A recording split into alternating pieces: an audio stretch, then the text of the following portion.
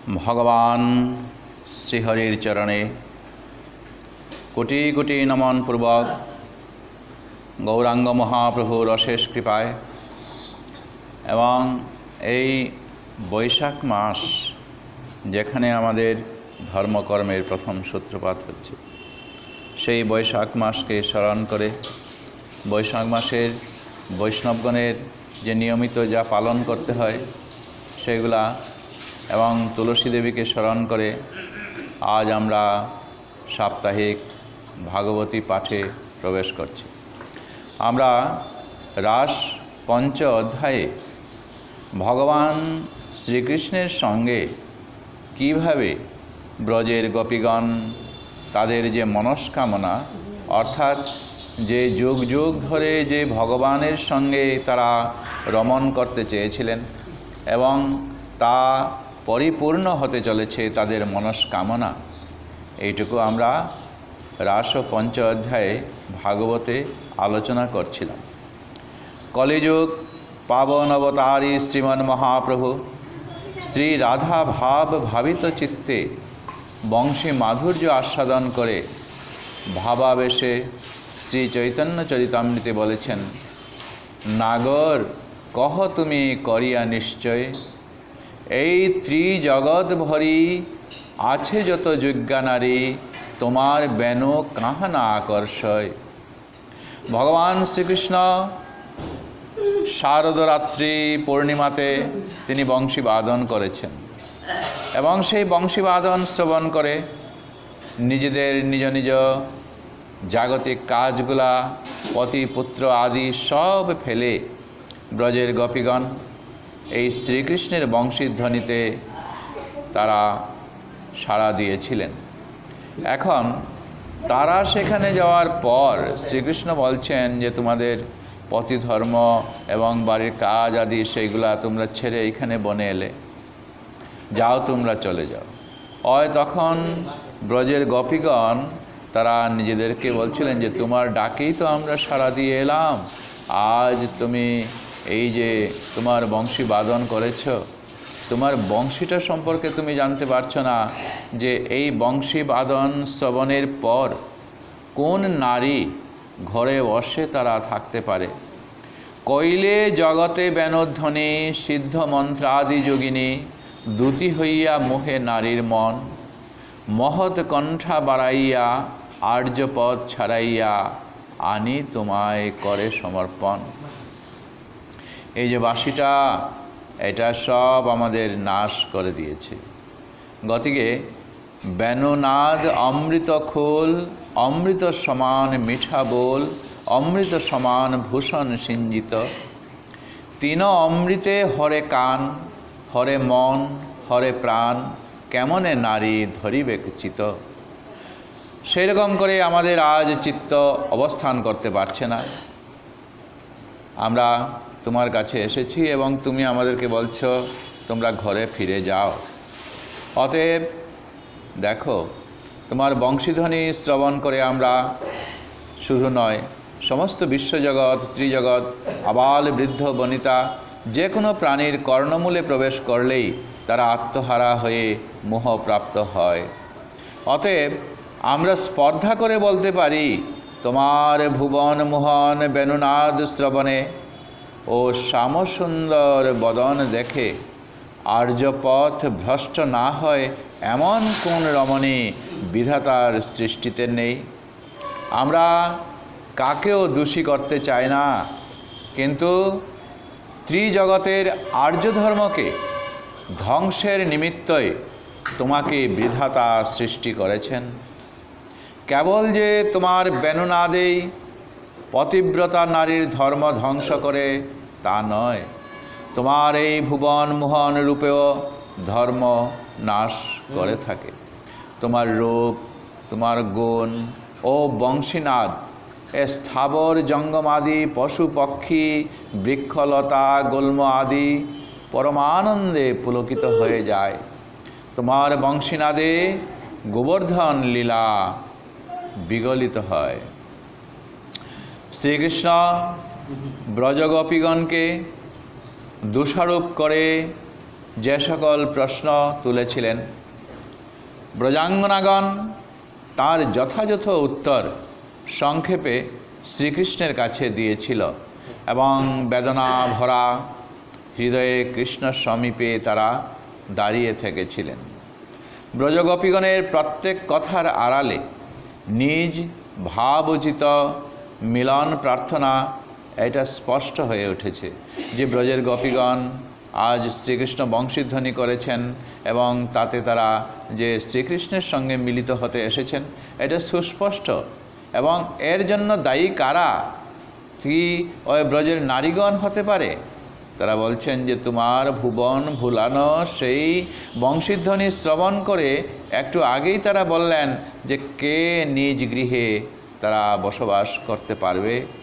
অতএব হে আর্তবন্ধু, তুমি এই কিঙ্করীগণের বুকের উপর তুমি পা দিয়ে তুমি এই যে বনান্তরে, বন থেকে বনান্তরে চলে যাচ্ছ, তোমার পায়ে কত কষ্ট পাচ্ছ। আজ আমরা এখানে শায়িত হতে পারবো এবং আমাদের বুকের উপর ভর করে তুমি এই ব্রজ বৃন্দাবনে কাটা গুল্মলতা এইগুলোর উপরে তুমি বিচরণ করতে পারো। আর আমাদের প্রতি তুমি প্রসন্ন হও, আমাদের প্রতি কারুণ্যপূর্ণ দৃষ্টিপাত করো। তোমার কুটিচন্দ্র সুশীতল যে তোমার হস্তকমল সেটা আমাদের মাথায় অর্পণ করো এবং আমরা যেন জন্ম জন্মান্তরের তোমার অভয় চরণের দাসী হয়ে তোমার সেবা সঙ্গ যেন আমরা পেতে পারি। তাই হে আর্তবন্ধু, তুমি সাক্ষাৎ বিরাজমান থাকতে তোমার কিঙ্করীগণ যে তাপ ভোগ করবে এত উচিত নয়। তোমার কার্য হচ্ছে আরতি বিনাশ করা। তবে তোমাকে সাবধান করে বলছি, কোনো উৎপাত কিন্তু সৃষ্টি করবে না। যে দেখো, তুমি বাল্যকাল থেকে, শুধু বাল্যকাল নয়, শিশুকাল থেকে তুমি এই ব্রজবৃন্দাবনের যত সব বিপদ আপদ এসেছে সবগুলাতেই তুমি এইখানে সবাইকে তুমি সাহায্য করেছ, বিপদ থেকে তুমি মুক্ত করেছ। গতিকে তো এরূপ ব্রজরমণীগণ যখন শ্রীকৃষ্ণের সঙ্গ পাওয়ার জন্য আজ এইখানে এসেছে, গতিকে তুমি আর আমাদের এই প্রত্যুত্তরের মাধ্যমে আমাদেরকে এইখান থেকে বিদায় দিও না। ব্রজাঙ্গনাগণের অন্তরের এই অমূল্য এবং তাদের দেহ মন প্রাণ যে কৃষ্ণের প্রতি তারা যে সমর্পণ করেছে, এটা ভগবান শ্রীকৃষ্ণ সম্পূর্ণ তিনি বুঝতে পেরেছেন এবং বুঝতে পারার জন্যই তো তিনি তাদেরকে শেষ পরীক্ষা করেছিলেন। যমুনায় যখন তারা জলকেলি করতে নেমেছিল তখন তাদের বস্ত্র আকর্ষণ করে তাদের কাছ থেকে তিনি জানতে পেরেছিলেন যে তারা দুহাত তুলে তাদের বস্ত্র চেয়েছিল যে কৃষ্ণ, তুমি তো আমাদের সব, আমাদের লজ্জা ঘৃণা ভয় এগুলো আমাদের বলতে কিছু নেই, কারণ তুমি আমাদের সব, ওগুলা বস্ত্র ফিরিয়ে দাও। দুহাত তুলে যখন ভগবান শ্রীকৃষ্ণের কাছে তারা সমর্পিত হয়েছিল, ভগবান শ্রীকৃষ্ণ তাদেরকে শেষ সেই পরীক্ষা তিনি করে গেছেন। আর এই উদ্দেশ্যে শ্রী শুক মুনি পরীক্ষিত মহারাজকে বলছেন, ইতি বিক্লভীতং তাসং শ্রুত্বা যুগেশ্বরেশ্বরঃ প্রহস্য সদয়ং গোপীরত্মরামো প্যারিরমত তাভিসমেতাভিরুদারচষ্টিত প্রিয়ক্ষণৎফুল্লমুখীভিরচ্যুত উদারহাস দ্বিজ কুন্দ দিধিতির্ব্যরোচতৈনাঙ্ক ইবুরুর্ভির্বৃত। এরকম করে তিনি শেষে গিয়ে বলছেন যে তাসাং তৎসৌভগমদম বিক্ষমানঞ্চ কেশব প্রশমায় প্রসাদায় তত্রৈবায়ন্তরধীয়ত। ইতি শ্রীমদ্ভাগবতে মহাপুরাণে परमहंसं संहितायां वैयासिकं दशमस्कन्धे रासक्रियायां 29 অধ্যায়। এই যে শ্লোকগুলা তিনি বলছেন রাস পঞ্চ অধ্যায়ের দশম স্কন্ধে, তিনি 29 অধ্যায়ে শেষ শ্লোকগুলা। শুকদেব মুনি বলছেন পরীক্ষিত মহারাজকে যে যুগেশ্বরেশ্বর স্বয়ং ভগবান শ্রীকৃষ্ণ, তিনি আত্মারাম হয়েও গোপীগণের এতাদৃশ সপ্রেম দৈন্যবচন শ্রবণ করে নিজ মনোরথ তিনি পূর্ণ করেছিলেন। হেসে হেসে সদয়ভাবে ব্রজরমণীগণের অশ্রু মার্জন করে তাদের সঙ্গে রাস বিহারে তিনি প্রবৃত্ত হলেন। কেননা তিনি বলছিলেন যে তোমাদের সঙ্গে আমি মিলিত হতে পারবো না, পুরুষ লোক আমি, এবং আমি তোমাদেরকে কীরকম করে রক্ষা করব একা এই বনের মধ্যে, তোমরা এতজন এইখানে এই রাত্রিকালে এসেছো, যাও যাও বলে তিনি তাদেরকে এরকম পরিত্যক্তা করেছিলেন। তারা রাজি হননি।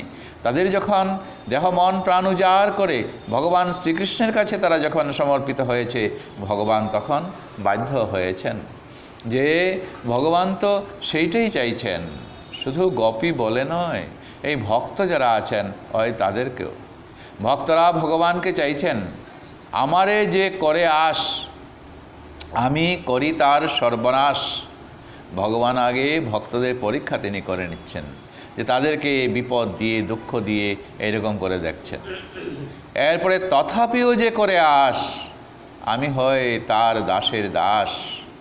যে এই ভগবানের এত উৎপীড়ন এত কষ্ট ভক্ত যখন স্বীকার করেও ভগবানকে অনন্য ভক্তি, অর্থাৎ ন অন্য, ভগবান ছাড়া আর কাউকে তারা মানছেন না, জানছেন না এবং ভক্তি করছেন, এটাকে বলা হয় অনন্য ভক্তি। এই অনন্য ভক্তি নিয়ে যখন ভগবানের কাছে কেউ চলে যায়, ভগবান তাদেরকে তখন তিনি গ্রহণ করেন। ব্রজের গোপীগণ এমনভাবে তারা এই ভগবান শ্রীকৃষ্ণের কাছে তারা সমর্পিত হয়েছেন, আজ ভগবান তখন বাধ্য হয়ে গেলেন। গোপীগণ শ্রীকৃষ্ণের রূপ গুণ লীলা আদি গান করতে লাগলেন।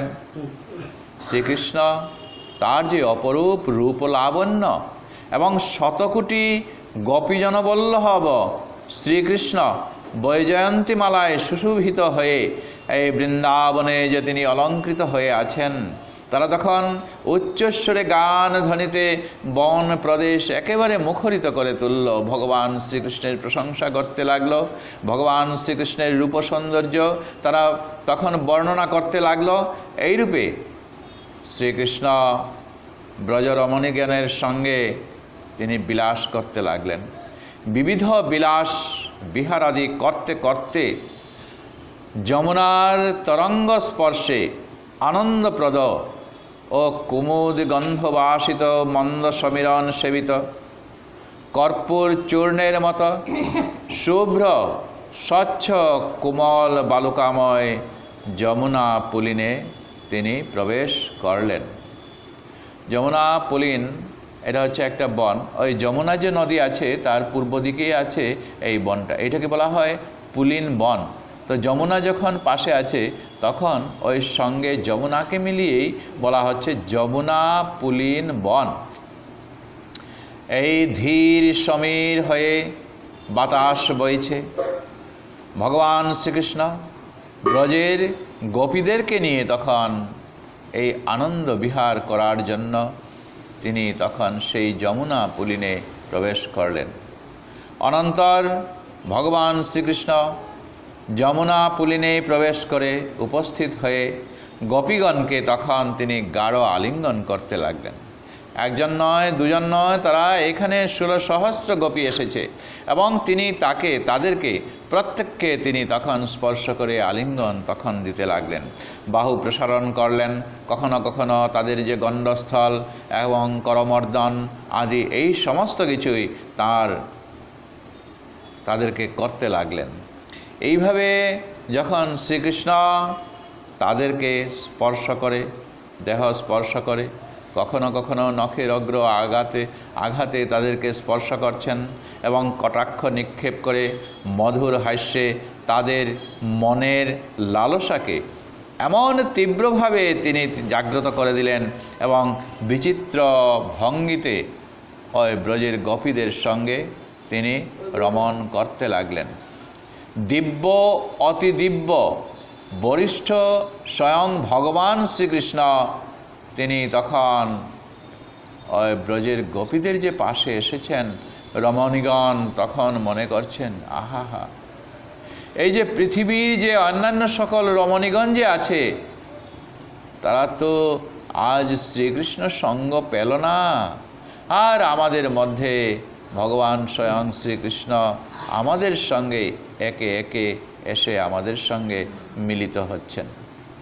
পরম প্রেমার্ধ হৃদয় শ্রীকৃষ্ণ প্রিয়তমা ব্রজ গোপীগণের এই যে কাতর ক্রন্দন তারা একটু আগেই করেছিল, প্রার্থনা করেছিল, আর ওই বচন প্রণয়কূপের ভাষ্য তিনি এত সময় শ্রবণ করেছিলেন, এবং মনের স্বাদ শ্রীকৃষ্ণের মিটে গেল।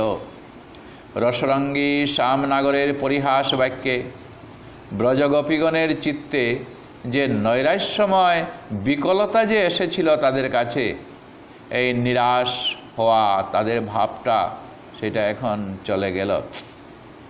আজ যে তারা মর্মাহত হয়ে পড়েছিল ব্রজের গোপীগণ, আর সেখান থেকে নিরাশ নৈরাশ্য তাদের ভেঙে দিলেন। তাই তারা প্রাণের বেদনায় এই যে শ্লোক যেগুলো আমরা আলোচনা করলাম, এখানে 11টা শ্লোক আছে, এইগুলা 11টা শ্লোকের মাধ্যমে তারা তখন প্রার্থনা জানিয়ে নিলেন, এবং ব্রজরমণীগণের যে প্রেম বৈকল্য দৈন্যতা, শ্রীকৃষ্ণের কাছে প্রবল স্রোতে শ্রীকৃষ্ণের কাছে যে বাম্যতা মানে নারীসুলভ যে আচরণ, সেটা তারা এখন ভুলে গেল। তারা যে নারী, কৃষ্ণ যে পুরুষ, সেটা এক প্রকার তারা ভুলেই গিয়েছে। তো এই পরিস্থিতিতে শ্রীকৃষ্ণ তখন বলছেন, হে দেবীগণ, তোমরা এখানে এসেছো আমার সঙ্গে এই রাস লীলার উদ্দেশ্যে, প্রেমবতী সব নারীগণ, কিন্তু আজ প্রাণগোবিন্দের এই নারীসুলভ অভিনয়ে আজ ব্রজগোপীগণ যে তাদের মন দেহ সম্পূর্ণ যে ভগবান শ্রীকৃষ্ণের কাছে সমর্পণ করেছিল, সেইগুলা তারা আজ বুঝতে পারল যে এতদিন শ্রীকৃষ্ণ যে দূরে ছিলেন, আজ তাঁকে তারা একেবারে কাছে পেয়েছেন। যেরকম করে শ্রীহরির গুণে মুনিগণ যোগী ঋষিগণ তারা আস্তে আস্তে ধ্যান করতে করতে ভগবান শ্রীকৃষ্ণের রূপ গুণ মনে মনে ধারণ করতে করতে একেবারে ভগবান শ্রীকৃষ্ণকে অন্তরের মধ্যে তারা লাভ করতে পারে, ব্রজের গোপীগণ তারা এইভাবে শ্রীকৃষ্ণের সঙ্গে এইরকম আচরণ কথাবার্তা এবং তাদের মন প্রাণ উজাড় করে শ্রীকৃষ্ণের কাছে যখন তারা সমর্পিত হয়েছে, আজ শ্রীকৃষ্ণকে যেমন তারা একেবারেই কাছে পেয়ে গেছে। কিন্তু গোপীগণের যতই বলি না কেন, এই বামা লজ্জা, গোপীগণ পরাজয়ের লজ্জায় তাদের স্বভাবগত প্রবল যে নারীসুলভ ভাব, সেটা প্রাণবল্লভের কাছে আজ সম্পূর্ণ লুটিয়ে দিচ্ছে। তখন রসরাজ শ্যামনাগর এই তাদের নারীসুলভ যে লজ্জা আছে, সেটা দূর করার জন্য অতি আগ্রহের সাথে তিনি নিজে অগ্রসর হয়ে ওই তাদের গাত্র স্পর্শ করছেন এবং বিহারের নানাবিধ প্ররোচনা তিনি করছেন।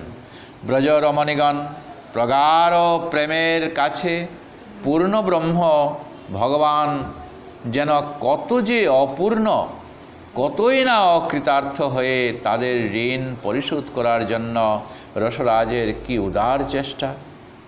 শতকোটি গোপীগণের মধ্যে প্রত্যেকের নিকট আজ ভগবান শ্রীকৃষ্ণ নিজেকে আজ প্রকাশ করছেন। প্রত্যেকটা গোপী মনে মনে ভাবছে কি যে আহা, আমি শ্রীকৃষ্ণের সঙ্গে আছি, অন্য গোপী মনে মনে ভাবছেন আমি শ্রীকৃষ্ণের সঙ্গে আছি। এরকম প্রেমময় ভগবানের যে মধুর দৃষ্টির কিরণ প্রভাব, এটা প্রত্যেকের কাছে যখন পড়ছে তখন প্রত্যেকেই ভাবছে কি যে তারা এক, শ্রীকৃষ্ণ আমার সঙ্গে আছেন, আমার সঙ্গে আছেন। শ্রী গোবিন্দের বদন কমলের প্রাণ ঢালা মধুর হাসিতে সর্ব অঙ্গে যেমন লাবণ্য আজ বিগলিত হয়ে ঝরে পড়ছে।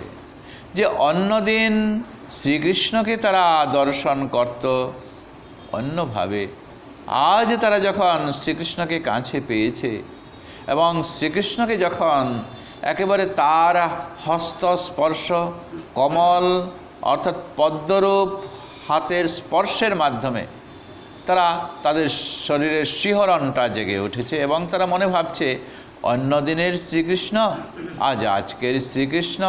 এই যে আমাদের কত কত যে তফাৎটা, শ্রীকৃষ্ণকে কাছে পেয়েও তারা যেমন আজ আরও মধুরভাবে তারা শ্রীকৃষ্ণকে দেহের প্রত্যেকটা অঙ্গ নিয়ে এই শ্রীকৃষ্ণকে তারা আজ সেবা করতে চাইছে।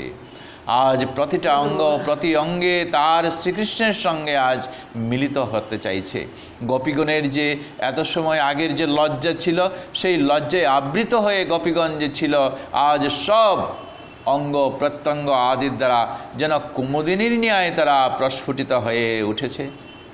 এই পদ্ম যখন ফুটে ওঠে সেই পদ্মটা অপেক্ষা করে থাকে কবে এটা ভগবানের কাছে চরণে তারা যাবে। ফুলটা যখন ফুটে ওঠে তখন এই ফুলটা অপেক্ষা করে থাকে কবে এই বিগ্রহের কাছে চরণে স্পর্শ করে।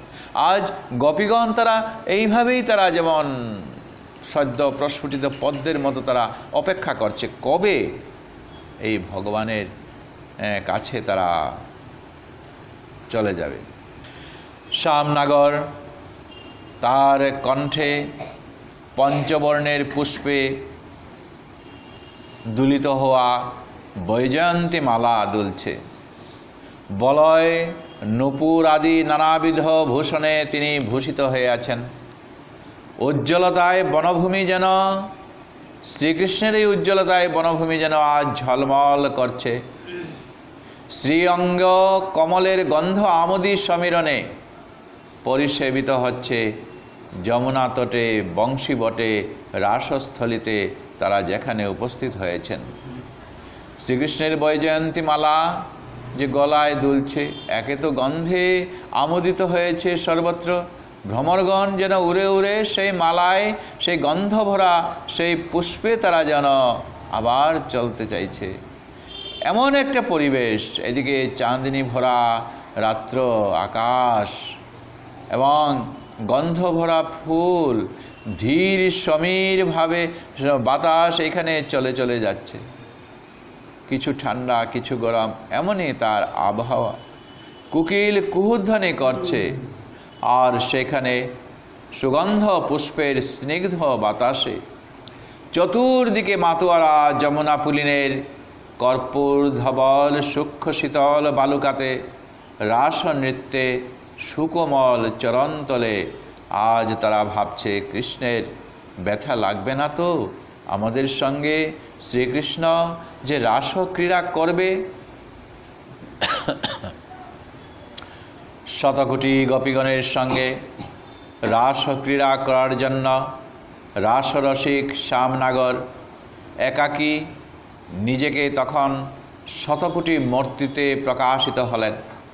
শতকোটি ব্রজগোপীর মনোবাসনা পূরণার্থে তিনি আস্তে আস্তে তাদের নিকটস্থ হলেন।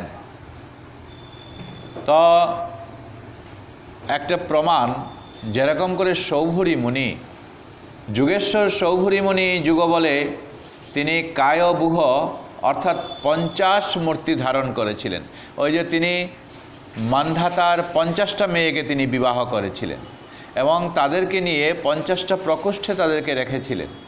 আর তিনি নিজেকে 50টি মূর্তি নিজের সেই তৈরি করে তিনি 50টা কন্যার কাছে এইভাবে তিনি ছিলেন।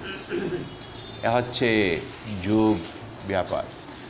আর সৌভরী মুনির বেলায় যখন এটা, তো ভগবানের বেলায় আর কি হতে পারে? ভগবান শ্রীকৃষ্ণ যত গোপী আছেন তত তিনি নিজেকে এইভাবে নিজেকে বিস্তৃত করে নিলেন, বিস্তার করে নিলেন এবং প্রতিটি গোপীর সঙ্গে রাস ক্রীড়া করবার জন্য তিনি কায়বুহ মূর্তি ধারণ করলেন। তিনি একই শ্রীমূর্তিতে প্রকাশ বিগ্রহরূপে এই যে 16,108 গোপী, তাদের সঙ্গে তিনি রাস বিহার করতে শুরু করলেন।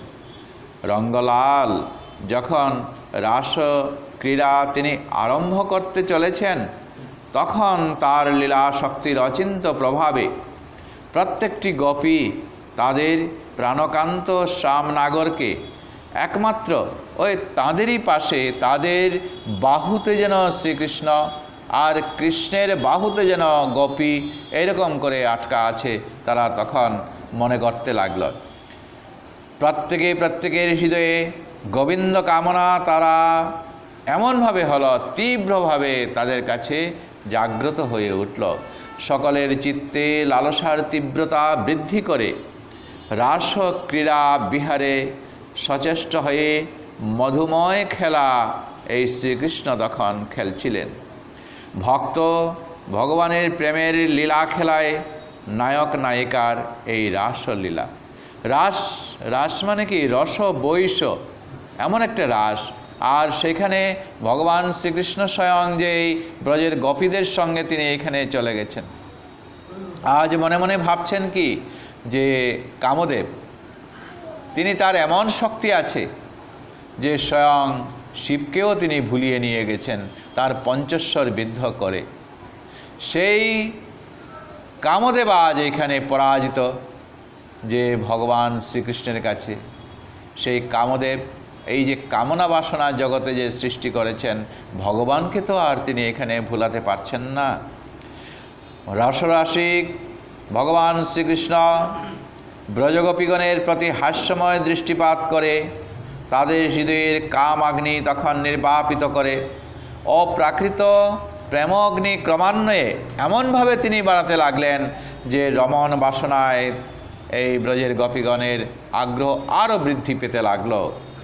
শ্যামসুন্দর প্রিয় দর্শনে প্রফুল্ল বদনা সেই গোপীগণের মধ্যে তারা যেন পূর্ণচন্দ্রের ন্যায় শোভা পেতে লাগলেন।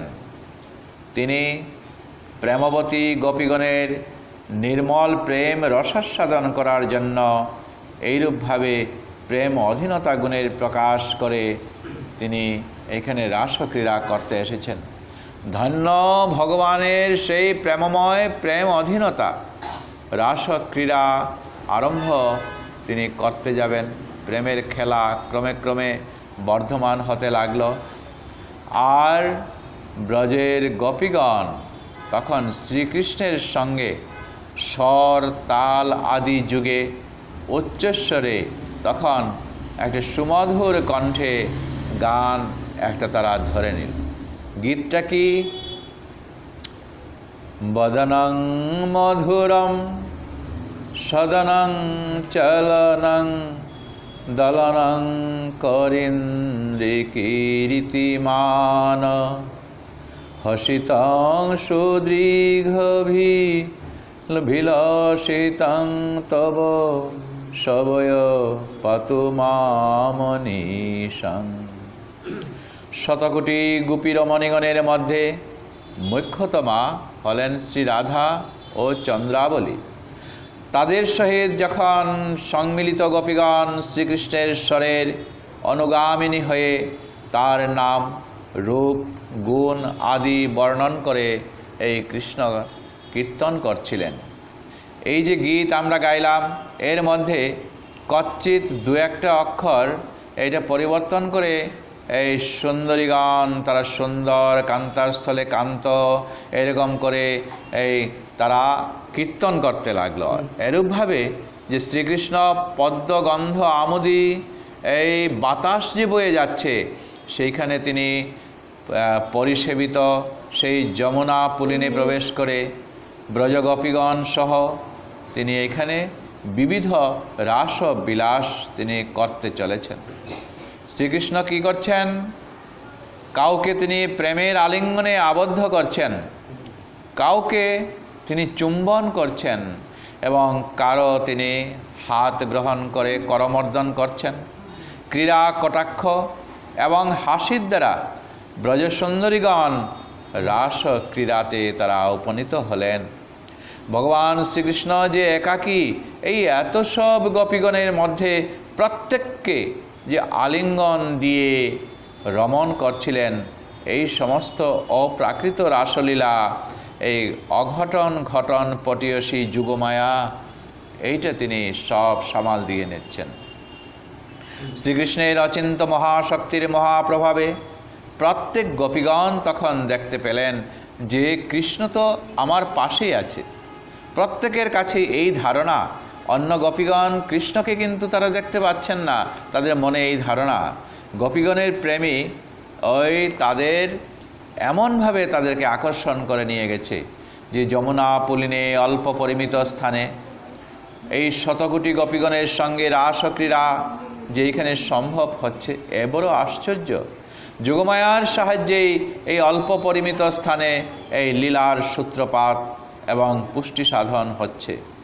তাই এইখানে যখন কৃষ্ণের পরম আদর ও প্রেম ঢালা, প্রাণ ঢালা প্রেম এই শ্রীকৃষ্ণের কাছ থেকে এই ব্যবহার পেয়ে ব্রজরমণীগণ প্রেম সিন্ধুতে তারা গর্বের সঙ্গে উত্তাল তরঙ্গে মনের বুক একেবারে বর্ধিত করে ফেলেছে।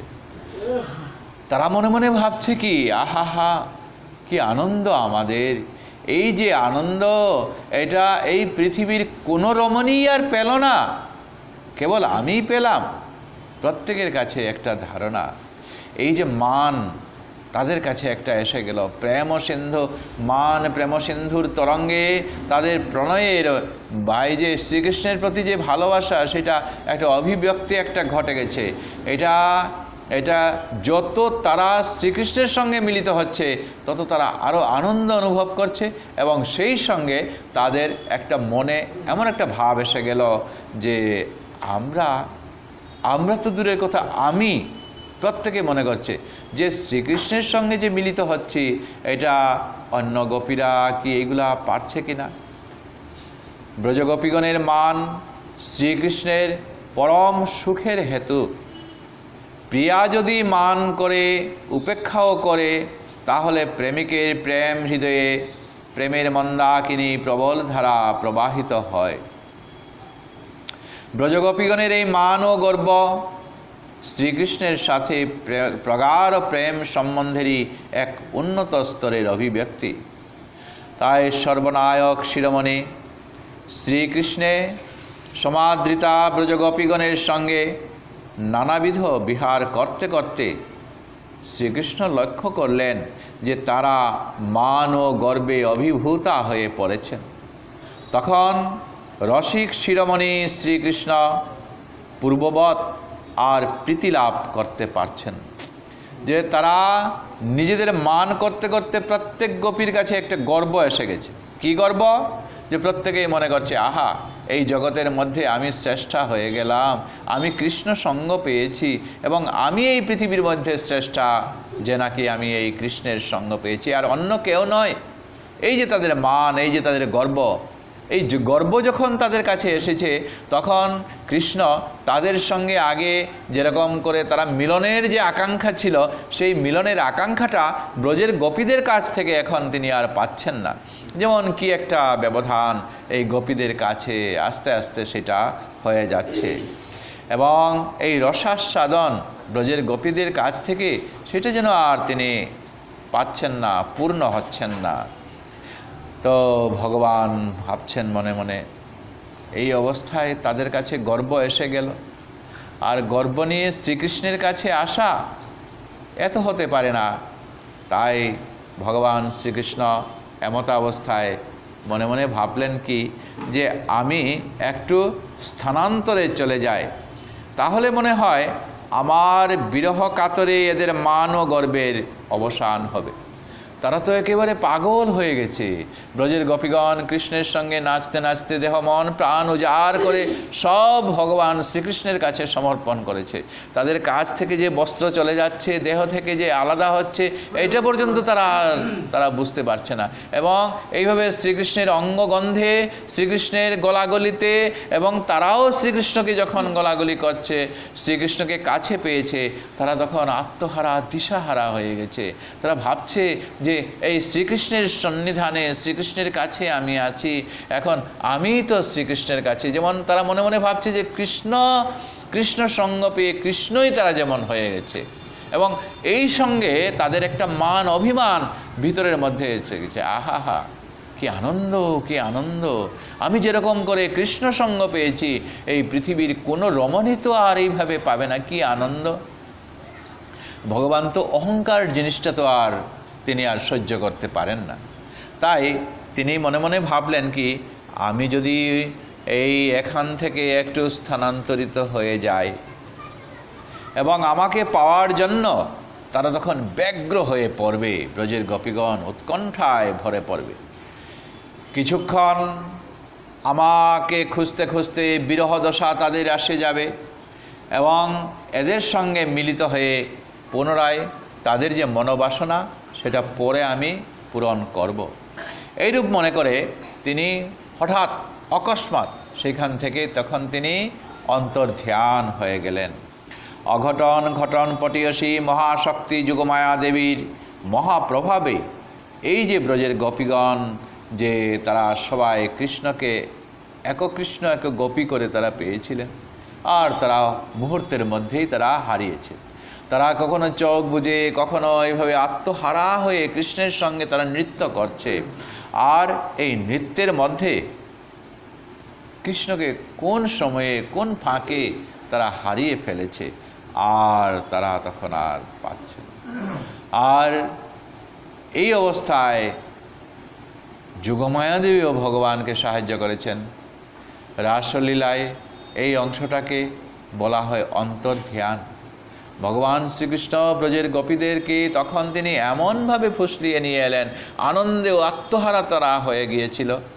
আত্মহারা হওয়ার পর তারা নিজেদেরকে গর্ব মনে করলো, আর যেই গর্বটা এলো, ভগবান অহংকার দেখতে পান না, আর যেই তাদের কাছে অহংকারটা এসেছে, অহংকার চূর্ণ করার জন্য তারা তখন তাদেরকে ছেড়ে তিনি সেখান থেকে অন্তর্ধ্যান, ব্রজের গোপীদেরকে ছেড়ে তিনি সেখান থেকে তিনি চলে গেছেন। রাস পঞ্চাধ্যায়ে এটাকে অন্তর্ধ্যান বলা হয়। তিনি সেখান থেকে ব্রজের গোপীদের কাছ থেকে চলে গেছেন। তারা মনে করছেন কৃষ্ণ আছে, তার সঙ্গে নৃত্য করছেন, ভাবে বিভোর হয়ে কৃষ্ণের সঙ্গে আমি আছি, আমি একাই গোপী, এই কৃষ্ণের সঙ্গে কৃষ্ণ সঙ্গ বলতে বলতে হঠাৎ করে তাদের জ্ঞান এসে গেল যে তারা কৃষ্ণ হারা হয়ে পড়েছেন। একে অন্যকে দেখছে যে ও কৃষ্ণ পাচ্ছে না, একে অন্যকে জিজ্ঞাসা করছে কৃষ্ণ কোথায়, কৃষ্ণ কোথায়, কিন্তু কৃষ্ণ নাই।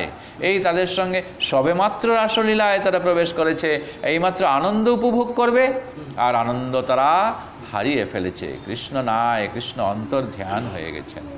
যাক, এই অবস্থায় তারা আত্মহারা হয়ে তখন এই শ্রীকৃষ্ণের অন্বেষণ তারা করতে লাগলো। তো তারা খুঁজতে থাকুক। ইতিমধ্যে আমাদের পাঠের বিশ্রাম আমরা এখানেই দিচ্ছি। নাম সংকীর্তন যস্য সর্ব পাপ প্রণাশনম প্রণাম দুঃখ শমনস্তং নমামি শ্রী হরিপদম। গুরবে গৌরচন্দ্রায় রাধিকায় তদালয়ে কৃষ্ণায় কৃষ্ণতায় তদ্ভক্তায় নমো নমঃ। বঞ্ছা কল্পতরুভ্যশ্চ কৃপা সিন্ধুভ্যৈব চ পতিতানাং পাবনেভ্যো বৈষ্ণবেভ্যো নমো নমঃ। जय श्रीमद्भागवत महापुराण की जय, समस्त वैष्णव वृंद की जय, आपन आपन गुरुदेव की जय। हरे कृष्णा कृष्णा कृष्ण हरे हरे, हरे राम राम राम हरे हरे। हरे कृष्ण कृष्ण कृष्ण हरे हरे, हरे राम राम राम हरे हरे। हरे कृष्ण कृष्ण कृष्ण हरे हरे, হরে রাম রাম রাম হরে হরে।